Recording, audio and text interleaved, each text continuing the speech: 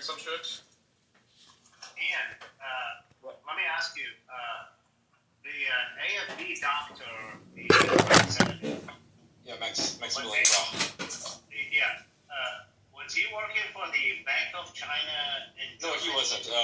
Alice Weidel was. Alice Weidel worked for the Bank of China in China. So he worked for the Bank of China. Yeah. No, Max never worked there. No, Max is not part of that. Max is a lawyer. No, it was. So why Evie, whatever? Evie was upset because Evie was very upset because Alice Weidel speaks fluent Chinese, and somehow that is indicative of her being a Chinese spy. That was essentially the crux of her argument. Yeah, and okay. It's like, well, if you lived in China for 6 years and you worked for a Chinese company, why wouldn't you want to speak fluent Chinese? Exactly. Like you go into an Arabic country, and you work over there. Like you're expected to actually learn the Dagon language?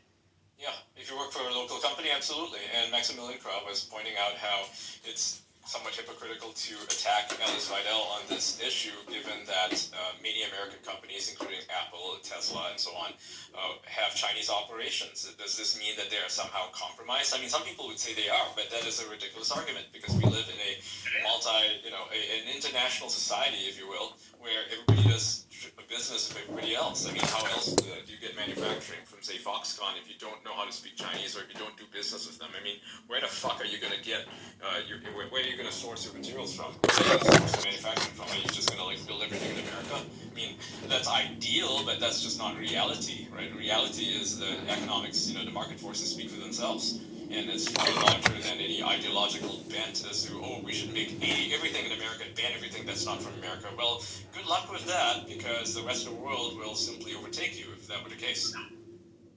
No, absolutely, I agree with you. And when I was in the intelligence community, my boss, right before I got fired, I was doing supply chain threat reduction, and I was doing threat assessment on the supply chain stuff. I don't want to get into it because it's a SAP program. And but anyway, it was like if you go work in Foxconn in Mexico, you are going to be expected to speak like some sort of Hispanic because you're not going to be able to. Yeah, and here's another point, right? Here's, I think, the most important point. America would not be a global superpower if it did not source a lot of its resources from other countries or work with them.